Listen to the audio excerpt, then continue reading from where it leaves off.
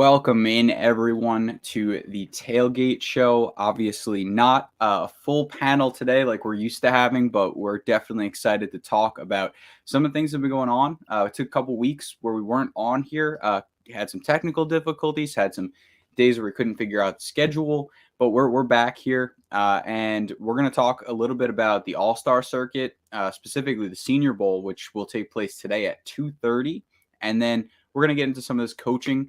Some of the coaching hires, some of the coaching decisions that are yet to be made.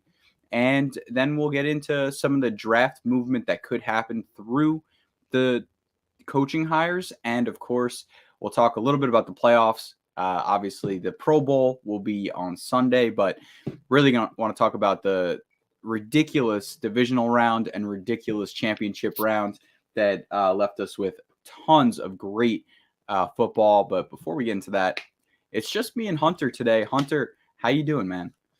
It's going good. Only 2/5 of the panel, the esteemed panel dripping with talent, as Big Law always says. But Right. hopefully us too, if you're listening to this, will be enough. And don't worry, we're going to give you all the great content you need today regarding all the topics that I'll covering. So let's get right into it. Yeah, we'll give you all the Tailgate Show content that you need, but no Lorenz out at the Senior Bowl right now. Kellen's out at the Senior Bowl.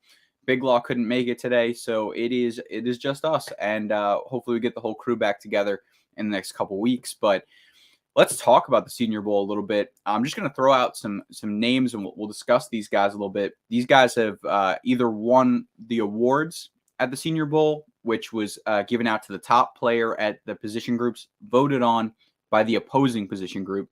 Therefore, if you got voted on, if you're the quarterback, the defense of the other team or your team that you went up against in practice voted on you, and so on. So let's talk a little bit about some of the standouts that we've seen so far. First, Trevor Penning, offensive tackle from Northern Iowa, a guy who is massive. I think he's 6'8", 330. He is a stud coming from Northern Iowa.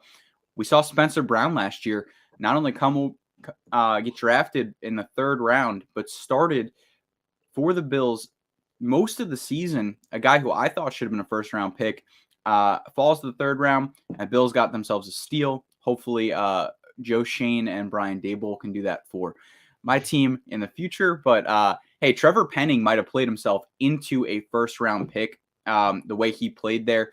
Some people are saying he might have to play right tackle. He played left tackle at Northern Iowa, just more of a mauler, physical guy, so could have to play on the right side. Hunter, do you have any thoughts here on Trevor Penning? Yeah, I mean, like you're saying, Alec, he was kind of a borderline first-rounder entering the Senior Bowl week. And obviously the game itself that's going to go on today, is that's what's televised. That's what we all see. But I think what scouts and their biggest takeaways is actually what happens in the practices, because that's when they really get an inside depth of all the talent together for a long extended period of time. I think it's obviously more than just winning drills and stuff like that.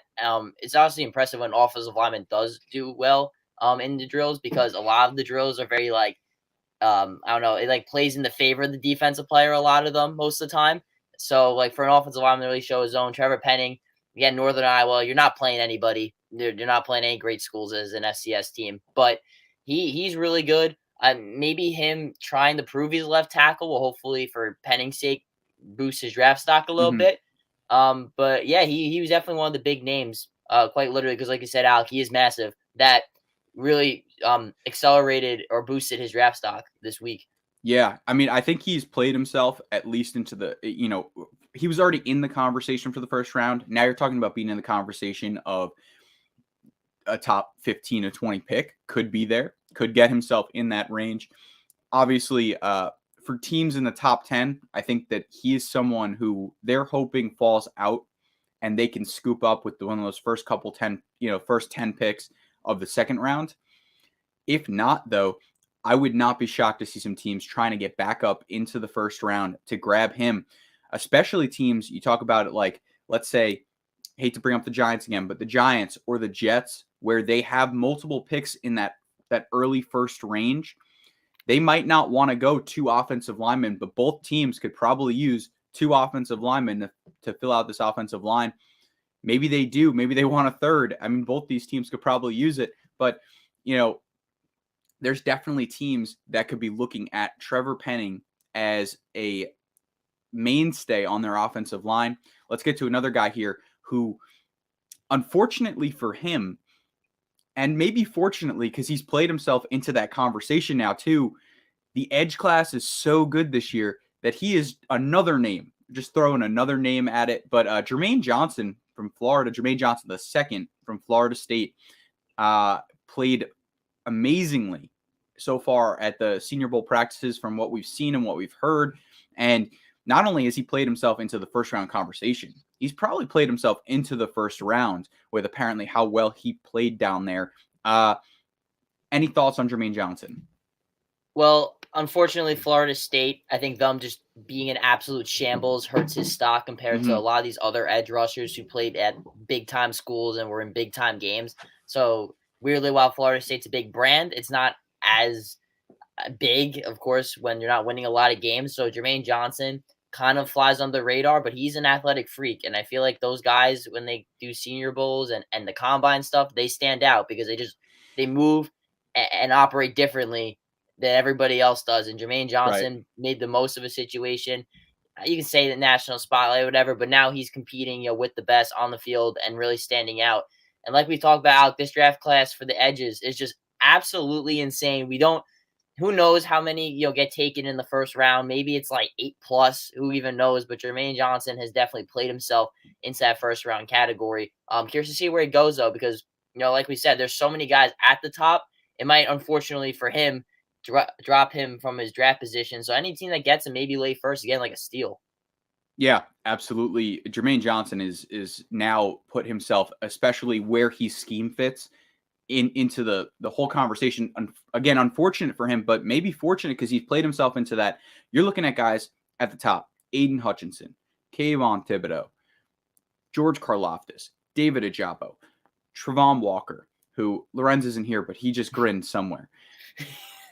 I mean, you're looking at guys, and I'm missing names, but just throwing out some of these top guys. These guys are all top 15 prospects. We're talking about the edge class having a third of the top 15 prospects. And it's not like it's a position like tight end where it's, most, like, obviously all teams use it, but some teams use it more. Edge rusher is important on every team. Every team has edge rusher rated as a top 3 position. Getting to the quarterback's crucial. This kid just showed that he can do it. You're talking about someone who might have played his way into another top 15 selection. Last year, the Senior Bowl, I forget when the first player came off the board. I'm sure it was fairly high. They usually get, it might have been 15 to Mac Jones, but I think they had someone, a couple guys maybe even earlier. But the Senior Bowl has a ton of talent there. This kid might have just played himself into that conversation. Let's get into a quarterback here. Malik Willis, I've heard all over the place on these quarterbacks from the week. Some had some good weeks. Some had some confirmation weeks where they showed what we thought we knew. Malik Willis showed and looked, from everything I saw, like the best quarterback out there. And before going to the Senior Bowl, a lot of the reports coming out were the league was highest on Malik Willis. The upside with Malik Willis was there. Obviously, the arm talent is NFL caliber. It just has to be consistent, which, again, he's young. He is going to get into a system to learn. But Malik Willis is there. And he apparently had a really good week. So, curious your thoughts on this. Do you think that Malik Willis is going to be the first quarterback off the board after the Senior Bowl week? I think, Alec, we've talked about this so much on our show because, of course, we cover college football, and we've talked about every first-round quarterback that potentially could get drafted this year. It's very different from years past where, there's a Trevor Lawrence or there's a Joe Burrow where you're like, all right, he's going 1, we're good, and everyone else can kind of follow suit. This is really one of the first classes in a while where you really don't know who's going to go number 1. It really depends on what you want in your quarterback. And Malik Willis, I think, is the most interesting one because there's teams out that probably don't even have a first-round grade on him. They're like, I wouldn't touch him, with a 10-foot pole. And there's other teams that they see what happened with Josh Allen, and Patrick Mahomes, and they're like, you know what? You can't deny the talent. If we trust our coaching staff to bring him in and get the best out of him, then this kid could be an absolute stud. And I think that's Malik Willis may have the highest upside. And I heard, again, we're not there, so it's hard for us. We're really just only listening to our reports, and Right. we have Lorenz and Kellen there to give us information, inside scoop. But from what I've been hearing, Malik Willis, his Wednesday practice in particular, was just absolutely phenomenal. Like, he apparently just lit it up. Now, he's not super big, only 6 foot, but he's 220 pounds, I believe. That's about what the reports are. So he's very sturdy. I mean, you can just obviously watch him play. Mm-hmm. And he's so athletic and has like absolute rifle of an arm. But the decision making is not always there. Not that it's always the quarterback's fault, but I feel like when there is pressure in his face, he does not handle it very well. He kind of falters. We saw that against Ole Miss in the one big game he played with Liberty last year against a FBS opponent.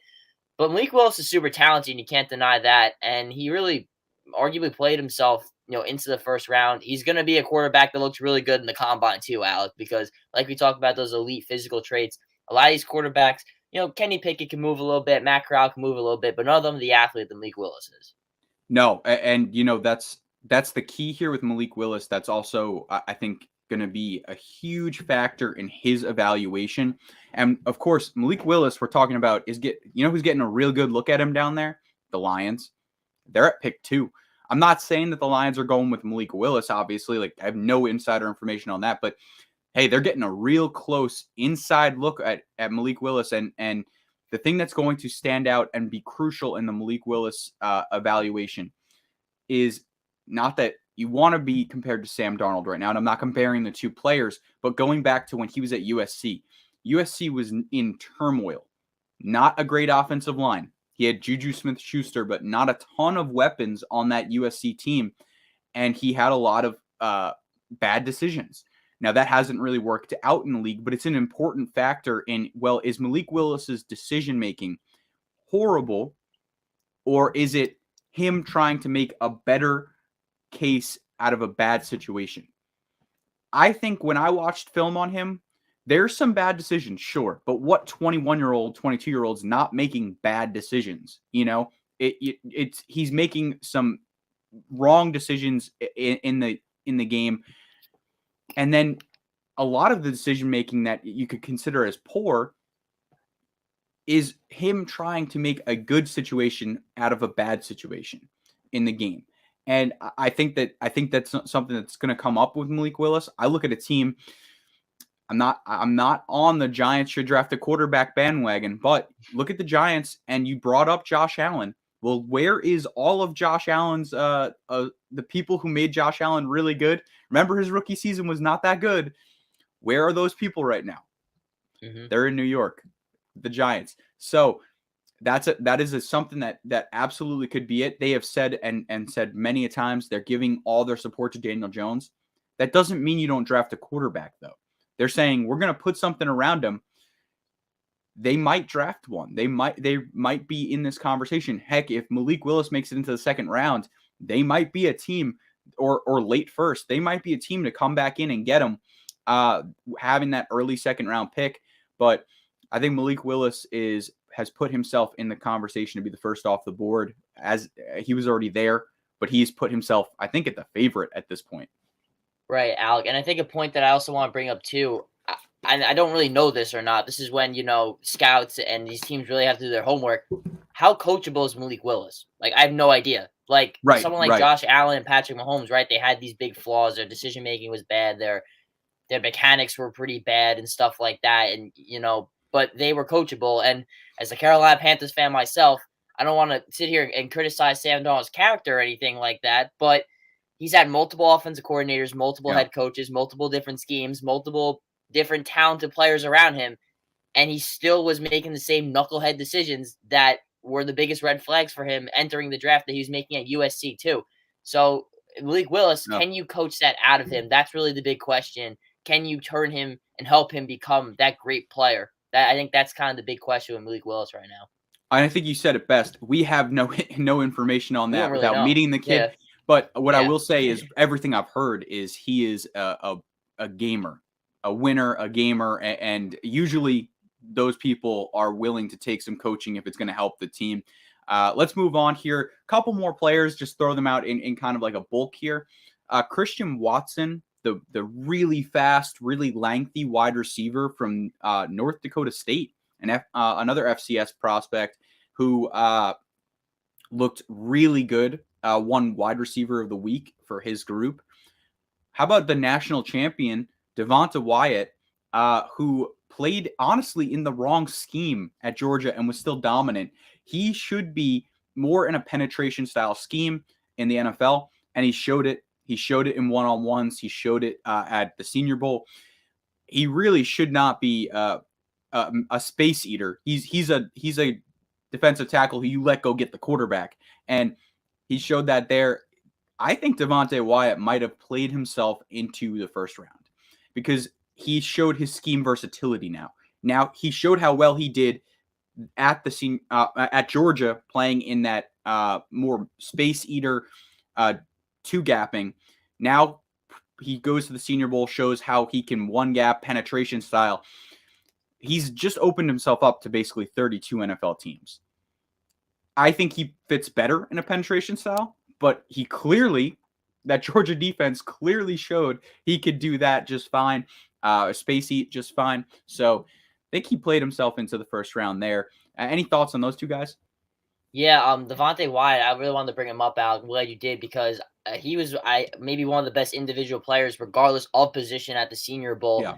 And when you're on a team like Georgia, they clearly were all bought in. No one cared what their stats were and stuff like that. Like, all these guys, had they been like the best player on like a defense, which they're almost every one of those players was capable of doing that. Right. They would have, double-digit sacks or a bunch of interceptions or a bunch of tackles, depending on what position you're looking at in Georgia. But they were all bought in, and that's actually what I love about Devonte Wyatt. You never heard him be like, "Oh, they're playing me out of position," or I'd be so much more productive if I did this. Which means he's a winner, and he's willing to make the sacrifices to do what it takes to win. Even if it doesn't, his numbers or whatever come as a detriment to that. And if I'm an NFL team, I want winners on my football team if I'm trying to build a winning culture. And Devonte Wyatt will do whatever you need. Like you said, Alec, he showed that position versatility, can line up in any different spot you want him in the defensive line.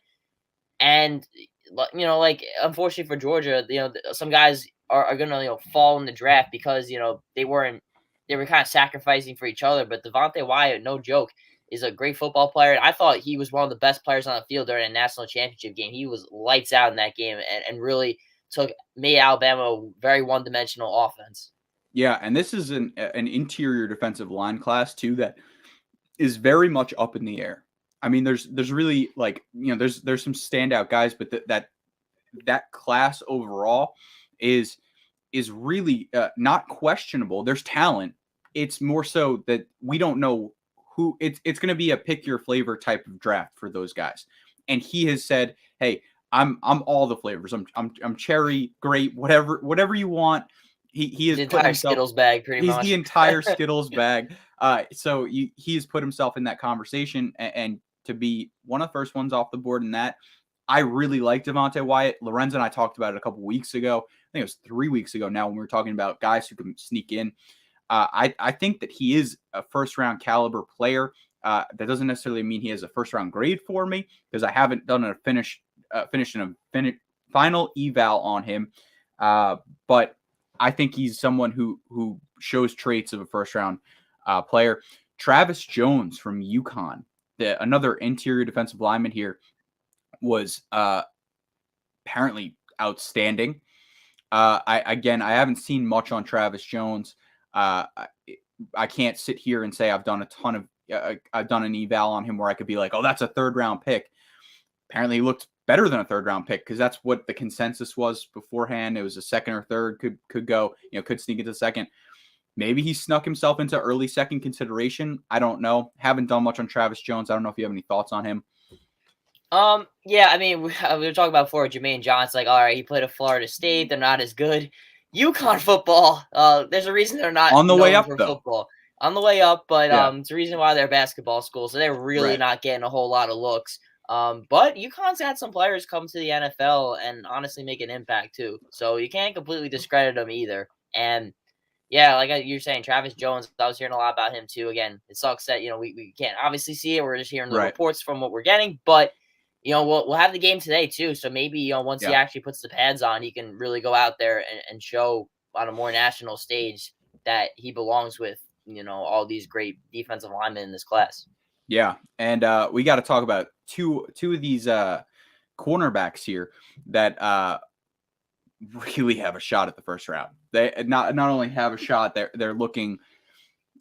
They look like they're in that conversation for sure. Roger Mccreary from Auburn, really smart, great leader, physical cornerback. Not the longest. It definitely lacks some length in his arms.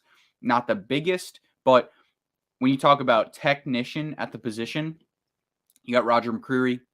He showed some plays at the Senior Bowl that looked so smart, so phenomenal. His reaction time is so quick.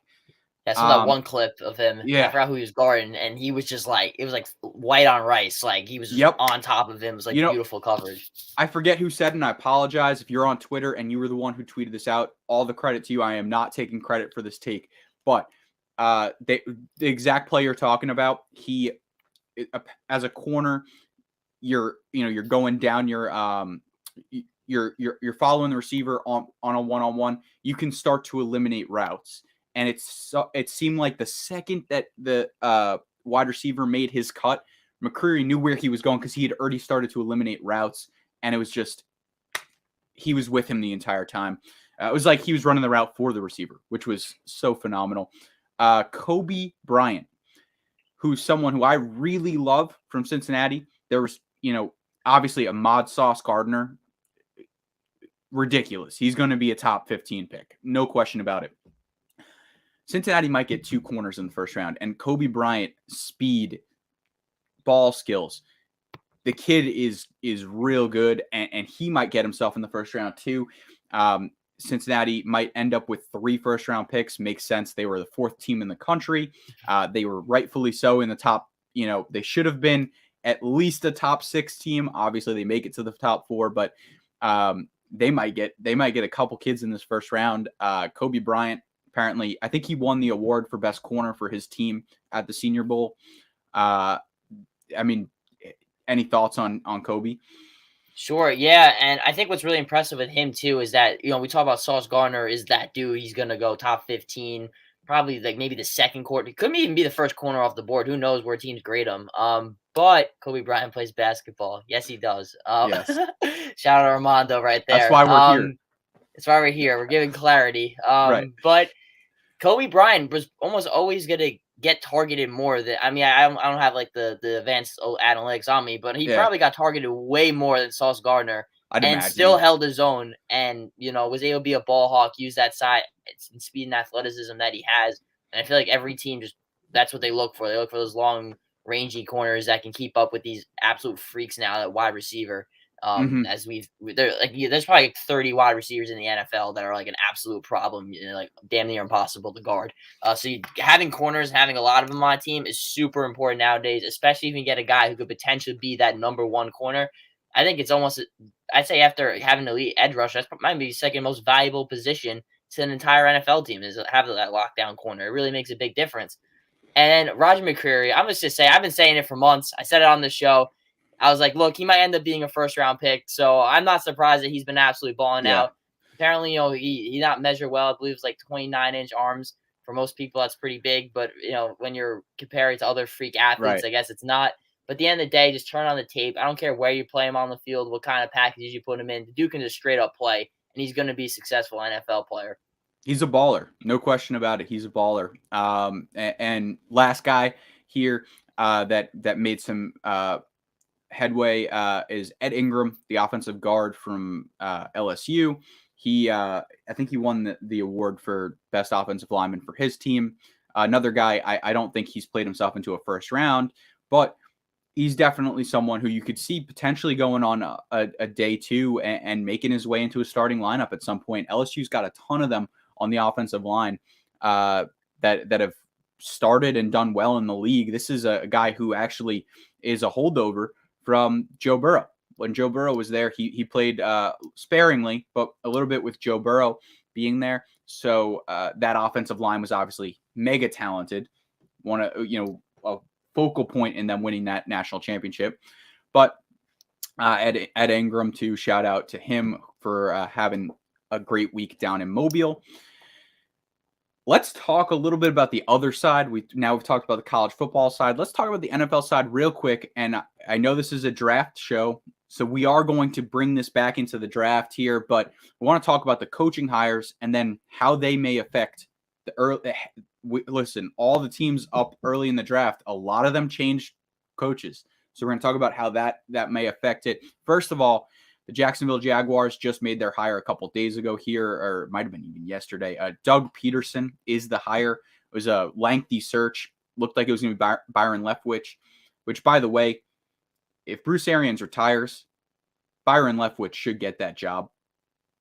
But you think that's what he's holding out for? Because he apparently rejected the Jaguars' offer. Yeah. Apparently they were ready to give it to him. He said he no. Didn't. Apparently he was taking the Jaguars' offer unless it was if Balky wasn't still going to be there. But Balky is going to be there, so he didn't want the job. But I think honestly, hold out for the Tampa Bay job and take the Tampa Bay job. That's going to be a great gig for him. Apparently, Rick Spielman is going to Jacksonville too. I don't know if that changed anything for him, but Rick Spielman's going to be a great hire for Jacksonville. Probably shouldn't have been fired in Minnesota, but they hired Doug Peterson. Let's talk about the Jaguars pick here. What did Doug Peterson do really well with the Eagles when they won a Super Bowl? The offensive line. Really, really mean offensive line. That offensive line was killer. Well, obviously Evan Neal comes to mind. But what about Ikem Ekwonu? Mean offensive lineman. Mean streak offensive lineman. Someone, I think it was Dane Brugler, put it out with Ikem Ekwonu going number 1 to the Jacksonville Jaguars. I'm just saying, that's what he did there. It does match. I remember, Alec, even before we obviously knew the Doug Pearson hiring, I think both of us were like, yep, they might go Evan Neal here. Like, yeah. Why would taking your edge rusher would be great and stuff like that, but like that's not. You have Trevor Lawrence there. This is the guy you got to build around. And right. What Jacksonville did last year was just terrible. I'm not gonna blame that all on Urban Meyer. Of course, he didn't make every single personnel decision there, but this was not a team equipped to handle Trevor Lawrence. Everyone knew he was going to start day one, and yes, there's going to be some learning curves and stuff like that. They were taking him number 1 for a reason because they suck. But right.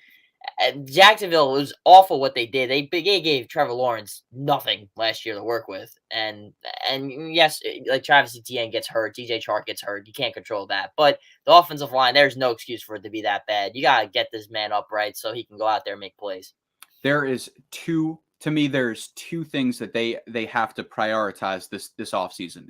And 1, offensive line, 2, weapons. They'll get Travis Etienne back. That settles the running back position. Obviously, you do not have to draft another running back, but they need to get some wide receivers in here for him, maybe a tight end.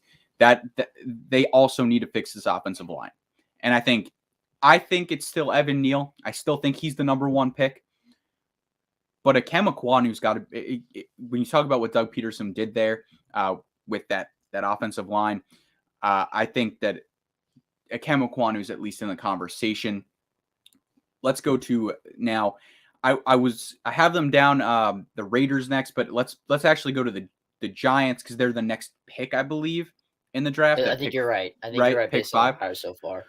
They went with Joe Shane and Brian Dable, one of the teams that switched GM and coach. They just hired all their coordinators now. Mike Kafka comes over from the Chiefs.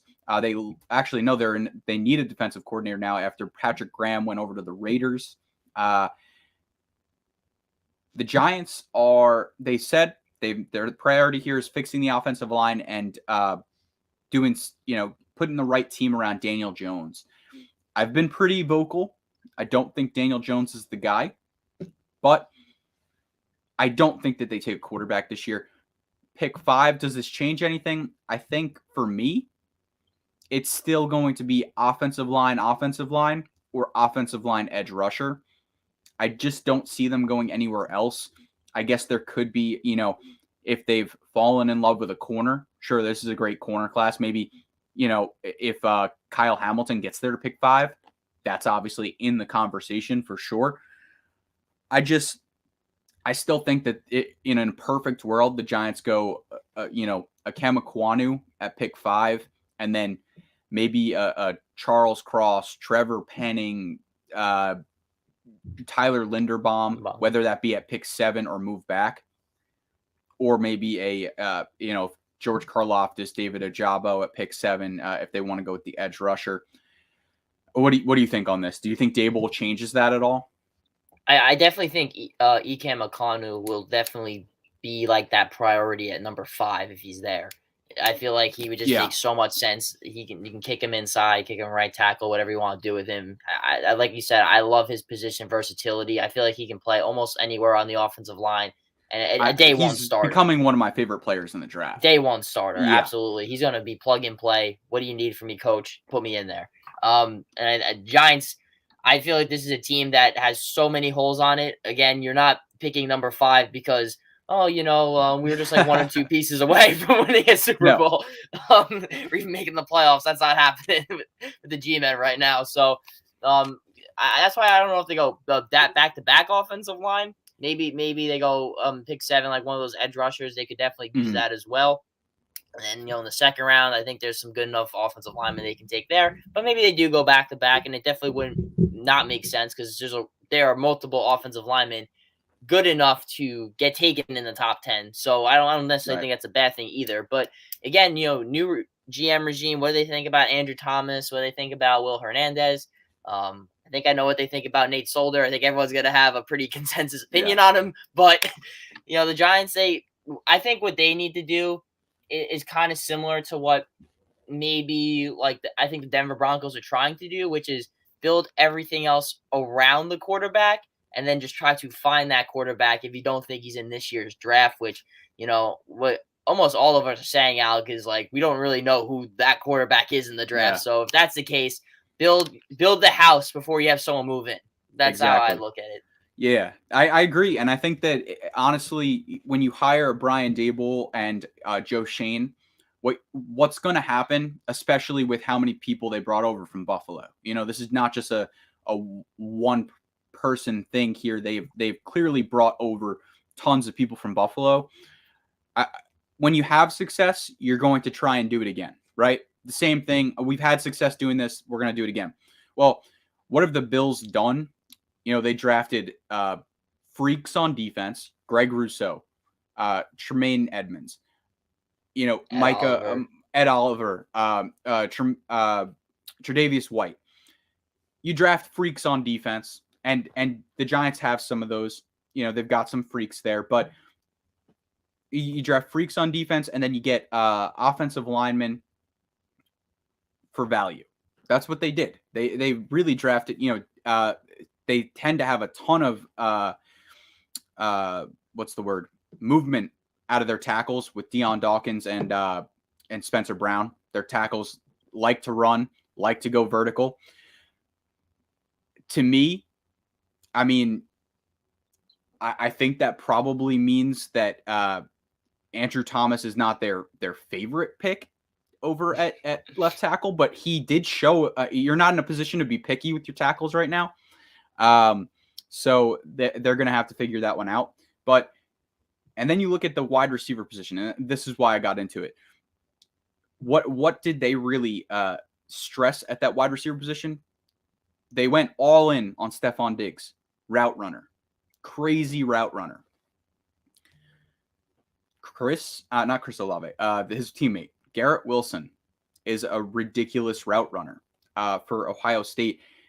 I'm not saying they're going to take Garrett Wilson, but if the Giants do move back from pick 7, and I think I'm not saying it's likely, but I think that there is a chance the Giants look to move back. I just don't think that in that range is where they want to be. Ikem Ekwonu at pick 5, I think they're locked and loaded. If he gets there, done.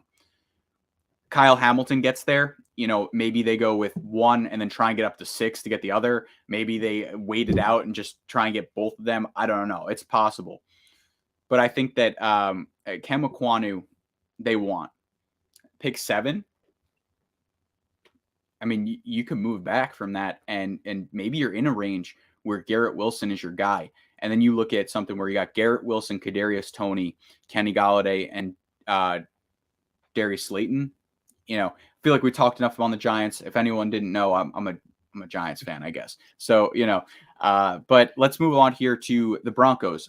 Perfect segue. They go with Nathaniel Hackett to be their head coach here. And, I mean, the rumors start speculating right off the bat. Aaron Rodgers? They're a quarterback away. They're a quarterback away. They hired his. He had very nice things to say about him, too. Yep. Yeah, Aaron Rodgers, he doesn't always go to bat for everyone, but he had very nice things to say about Nathaniel Hackett. So if I'm the Broncos and you come to me and go, all right, here's this is what a realistic offer might look like, right? I'm thinking 2 or 3 first-round picks is going to take. Insert a wide receiver, because I think if you get Aaron Rodgers, you're probably getting Devonte Adams, and it's just too many mouths to feed. They already have too many. Whether that be Jerry Jeudy you want to input, whether that be Cortland Sutton, one of those two is probably going to go, right? And then a couple mid-round picks. You bring that over to the Packers. I think the Packers say yes. I think that Aaron Rodgers comes over. Obviously, if Aaron Rodgers wants to leave, that is. They say yes. Denver, you're immediately a Super Bowl contender. Immediately. And if you're getting Jordan Love, a wide receiver like Jerry Jeudy or Cortland Sutton, 3 first-round picks to work with. Now you got 2 in the first round this year. I mean, you could build a team around him. No question. So that could be I want your thoughts on this. That could be where the Broncos are sitting. I feel, honestly, like, the more I think about it, I feel like Denver's the only team that could pull that off. Like, maybe the Raiders could, like, somehow make it work. That's really, those are the only 2 teams I'm really looking at. Denver, they have so much already there. I really do think they're, like, a quarterback away. And I don't want to discredit Terry Bridgewater. I think he did as well as he possibly could have. But he's no Aaron Rodgers. I think everyone can see that. Aaron can clearly still play. He's probably going to win MVP this year. Again, he's going to go back-to-back, and he's in his late 30s. Like, that's extremely impressive. Devonte Adams, in my opinion, there's so many great wide receivers. I think he's hands down the best. I don't really think there's a whole lot of a debate with him. Like, I think he's by far the best wide receiver in football. That might be a hot take. I don't know. But the last few years, I'm like, this dude is damn near unguardable single-handedly can take over any football game. Like, I have not seen a guy be able to guard Devonte Adams in single coverage once. So if you're somehow able to get both those guys, like you said, Alec, you're instantly a Super Bowl contending team. That's going to be a fun division, too. You already got Justin Herbert and Patrick Mahomes there. So to throw Aaron Rodgers in that division, too, you'd have 3 of the top 10 quarterbacks in football right there. Can you imagine Derek Carr being the worst quarterback in your division? And Derek Carr, I'm not saying is a top 5 quarterback. He's pretty good. He's a solid quarterback. Bad. You know what I mean? Although he might be out in the Raiders, and we could talk about that in a couple minutes here because we'll get to the Raiders. But I think the Broncos, they might not be the only team that can price-wise pull it off. Although it's going to be challenging to bring in Devonte Adams too, and I believe that the Broncos can probably have to do some cap finagling, but I believe they can bring in both. But they're the only team that can legitimately do it without absolutely mortgaging their future. Because if you think about it, you should be getting 3 years of Aaron Rodgers. Maybe that's 1.5 of those being MVP candidate Rodgers, but you should be getting at least 3 years out of Aaron Rodgers. I think you might be able to get 4 out of him. And I'm not talking about 4 with one of them being a Peyton Manning Super Bowl 50 year. But I think you're talking about you can get 4 legit years out of him. I wouldn't have said that a couple years ago, but he's looked like he's ready to go, So you're immediately competing for 4 Super Bowls. Not only competing, you're favorites and up at the top for 4 Super Bowls. Now all of a sudden you can go all in, right? You can trade for. You're not going to find a quarterback of Aaron Rodgers level in this year's draft, maybe next year's, but then you got to develop them. They're not going to get to Aaron Rodgers level in 4 years. Boom, your defense is leaving for free agency. Boom, your offensive line, they need to get paid. I think you're in a win now mode. Win now. You don't get a team around like this so often. So I think that they can do it and not mortgage their future because they need to get everything in now. Let's move here to and look at the Rams. And look at the Rams. Exactly. You need to win now. You trade for Stafford, your Super Bowl team. There you go. We could see the Rams Broncos next year in the Super Bowl, but that division is going to be ridiculous. The Chiefs, Broncos, and Chargers are just going to go at it every game. The Raiders hired Josh McDaniels. He finally takes another head coaching job after the Broncos. Who knows if Derek Carr's there? They were very not committal, but not committal to Derek Carr in the conversation. They were like, Derek Carr's you can win with Derek Carr. That asked if Derek Carr was a quarterback. They said you could win with Derek Carr. They didn't say, yes, Derek Carr is our quarterback. He said if the coaching hire doesn't go the way he wants it to go, he would want out of Las Vegas. At least I believe he said that. Those are reports coming out. I've never talked to Derek Carr. I don't know, but yeah, I don't know if he said that publicly, but it's probably. I think it was probably just reports that if he right. I wonder because I think Derek Carr immediately becomes the top quarterback, one of the top quarterbacks, not the top quarterback out there available. If he becomes available, that's not saying a lot. I mean, you're talking about basically being Aaron Rodgers and then Derek Carr. But I think listen, Derek Carr's a starter in this league. No question about it. You're looking at a team now that if you got a team together, Derek Carr is an option. Immediately, Indianapolis comes to mind for me. I think that's, that would be a team that's ready to win. And Carson Wentz just is not it. I get that, but I feel like moving off that contract is going to be like very hard.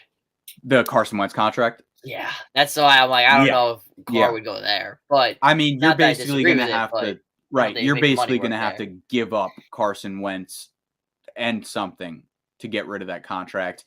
I don't know what the dead cap situation is. I'm not a cap specialist, but I would imagine if you could get rid of that contract and bring in Derek Carr. It's pretty bad in Philadelphia, so I can't imagine being good in Indy either. Yeah. Although Philly's in a good spot right now with 3 firsts. But yeah, it worked out for them. Yeah, we'll see what happens with that. The Raiders obviously don't draft super early in the draft, but they also changed GMs. I think that the Raiders got to be not drafting from Alabama this year. Maybe. Who knows? Hawk loves those Bama dudes.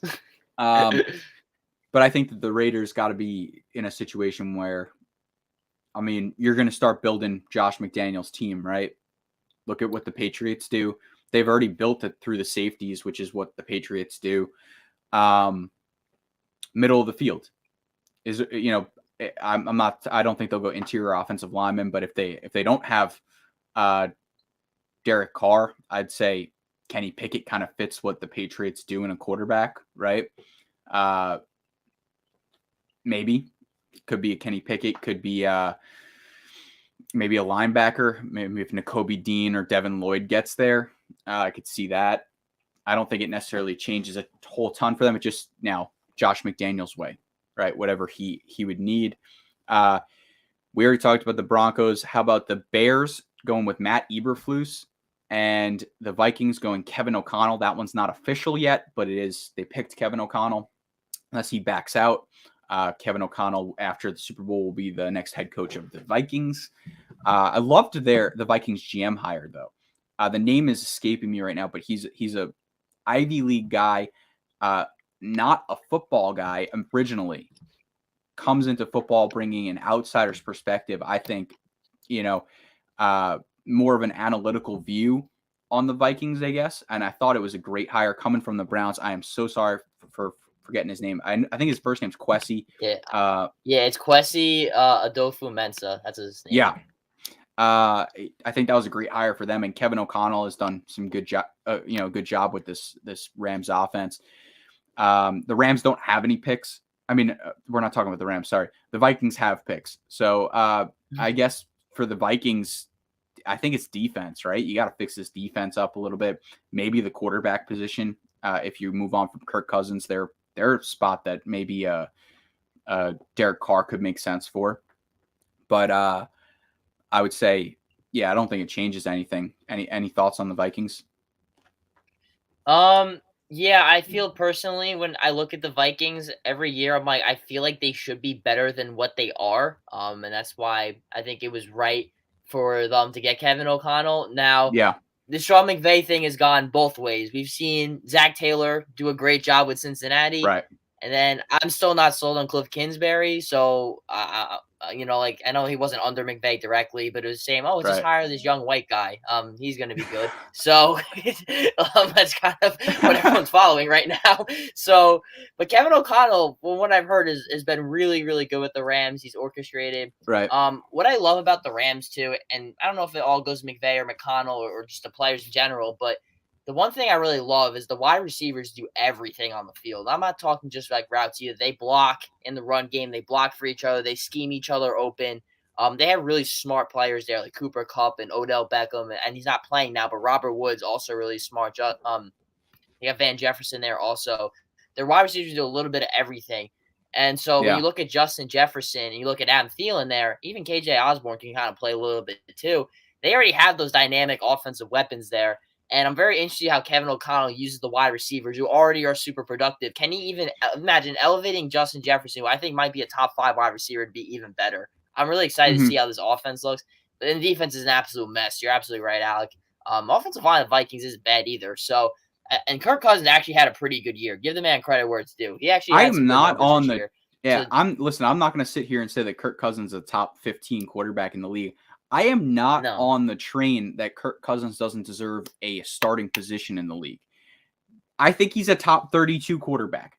Take that with what you will. That's not saying a whole bunch. He's top 20. I think he's in the top. I think he's top 25.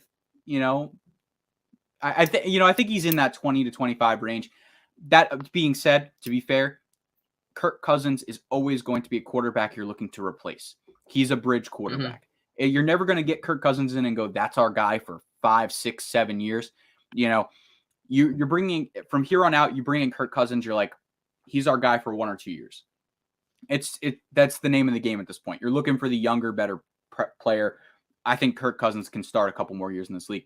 I think he could journeyman it if the Broncos, if the Vikings decide to move on from him, he could journeyman it like Ryan Fitzpatrick every year, just going around to a new team and starting for them. He could do it.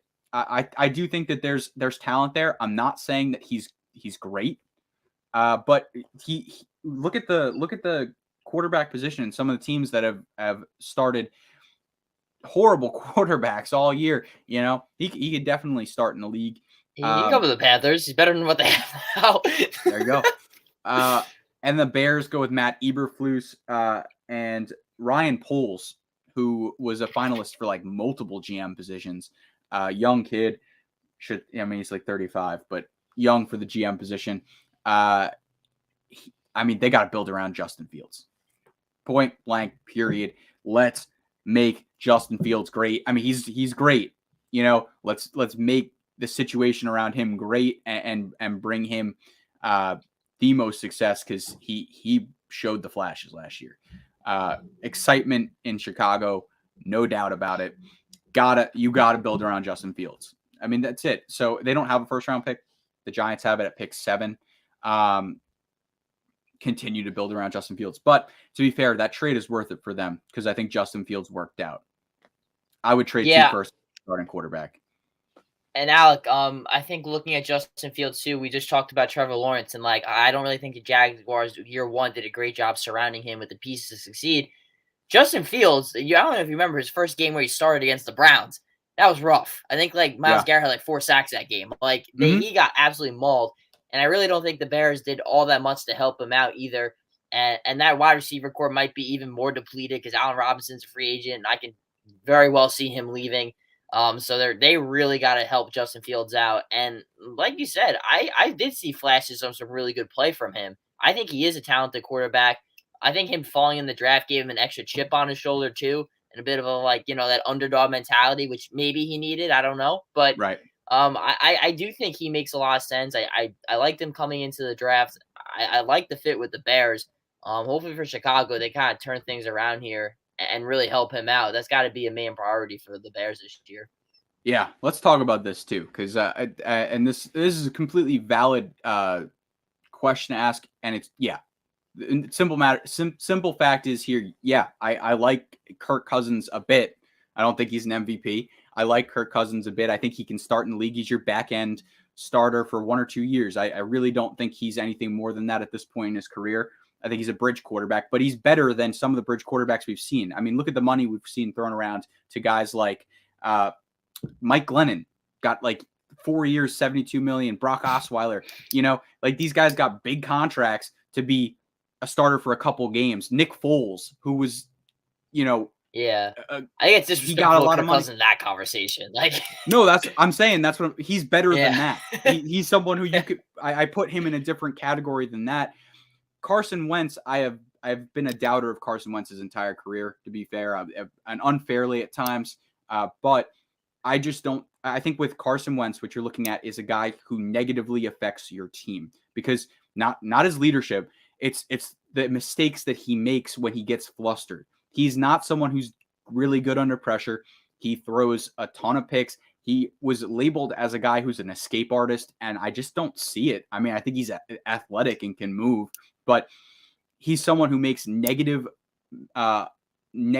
plays for your team. Whereas Kirk Cousins, I think, is someone who just doesn't make a lot of positive plays for your team. I think that's where you're looking at it. And when you're looking at two guys who are probably at the back end of a starting NFL quarterback, one of those you can win with as a trailer for your tractor of a team. The other guy you can't win with as the trailer. He's got to be the tractor, and he's just not good enough to be the tractor, if that makes sense. That's kind of how I see it.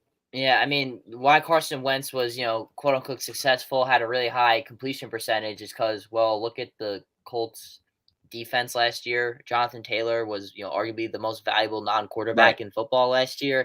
They had a great offensive line, an improved receiving core. Like Carson Wentz was it was like, hey man, like don't mess this up. And then we saw week 18 happen, and it's like, oh, never mind. Right. Oops. I think you're right. I think you're basically having two different problems with these two quarterbacks. Like, I think, Carson Wentz is more so the problem is like, hey, we know you can throw the ball. He's got an arm. He can throw the ball, but it's got to be in the right spot. And with Kirk Cousins, team. Like, hey, right. And with Kirk Cousins, is more like, hey, throw the ball. Like, can you throw it? Can you get it there? But I mean, that's no disrespect to Kirk Cousins or Carson Wentz. It's not supposed to be disrespectful to either one of them. But I think Kirk Cousins is a better option than Carson Wentz. But I didn't love the trade for Carson Wentz when the Colts did it in the first place. I didn't love the draft pick for Carson Wentz when the Eagles did it. Maybe I'm unfair towards Carson Wentz, but I think that's a fair statement. Let's talk quickly. We got 3 teams that haven't hired a coach yet. We got the Saints, Texans, and Dolphins. Any thoughts on what these teams may do? I think the Saints might end up going Dennis Allen, their defensive coordinator. I was thinking they might promote from within, and he's obviously right. Now the Bounty Gate kind of screwed him over. I believe he was one of the leftovers for that, and that's kind of got a negative tag, and why other teams don't really want him.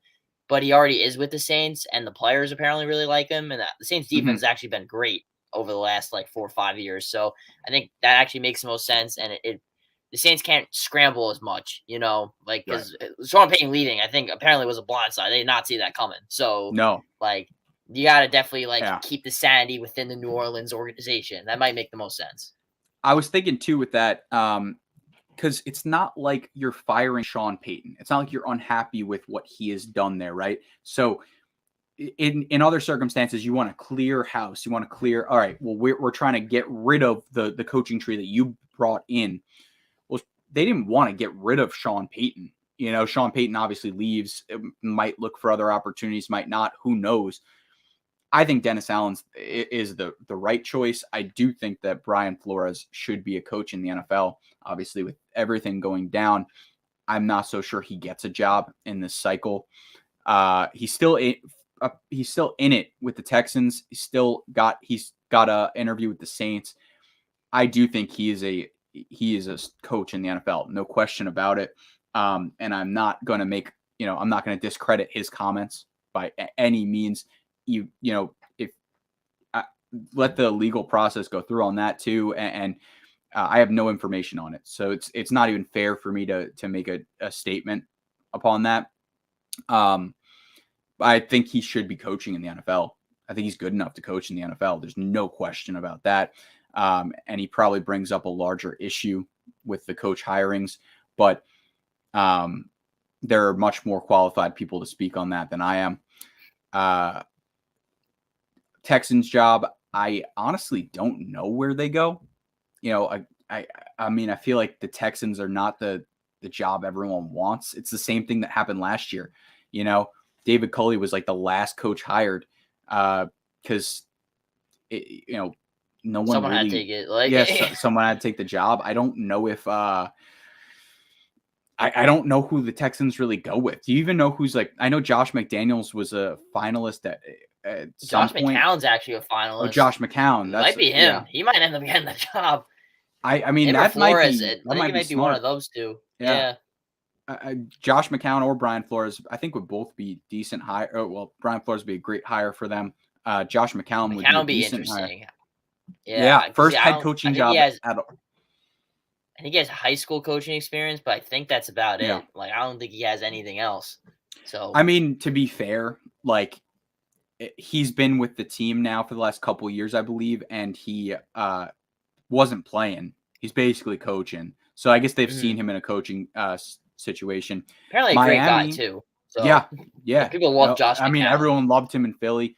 Everyone loved him, so I'm honestly might be the underrated hire that ends up being one of the best, getting a young coach in there like that.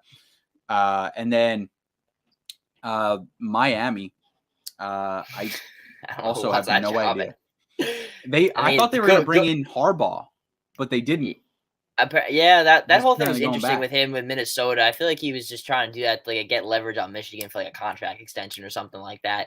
The whole thing's really interesting too with the Dolphins because obviously on paper they're a good football team, and we both agree. I don't think Flores should have even been fired in the first place. No, but with everything coming out, what's true, what's not, I think a lot of coaches who were like, I would like to coach this team, but how's Stephen Ross? Like, is this an organization they want to play for or coach for? Like, I don't know. So it's a weird spot. This is a good point here too. Pep Hamilton, someone who is absolutely going to should be in head coaching conversations over the next couple of years. Almost got the Giants offensive coordinator job. I mean, I think he is someone who's going to or should be getting brought in for interviews. I think that it could be. I don't know if they even brought him in for an interview though. So I don't think he's getting the job this cycle, but he's going to be someone who is going to be getting some offensive coordinator consideration and then head coaching consideration down the line. Giants losing Patrick Graham was big. I just thinking about coordinators here. I wanted to keep Patrick Graham. I'll be honest with you, but hopefully they bring in someone who can keep that system in place because the defense actually played really well. I believe he interviewed for Miami. I could be wrong, but I thought he got a Miami interview. I know he got a Steelers DC interview and then a Raiders defensive coordinator, and he's there now. But I thought he interviewed for Miami. Well, that's all we got. Any final statements here before we get out of here? Be sure to look up NFL Draft Bible on all social media platforms as Senior Bowls today at 2:30 p.m. We got Lorenz, we got Kellen on site, doing their thing, producing that great content. Shout out to those boys. Sucks they couldn't be here this week, but hopefully we can hear about their experiences and stuff like that. Lorenz in the States, that's pretty fun. So good for him. He gets to explore the beautiful Mobile, Alabama. Definitely the place to be right now in the country. So shout out to those guys. Yeah. Hopefully they had a great time down there. They get to see the game today. I'll be watching the game too. It's going to be a fun one. Obviously, Senior Bowl is kind of the culmination, and then we're already in draft season. But Senior Bowl happens, and now it's just waiting for the combine, waiting for the draft, getting all those evals in. So going to be an exciting couple months here. Excited to talk about it, just talk draft, talk football. But that's all we got for you guys. Thank you so much for tuning in. And we will talk to you next week, hopefully with the full crew.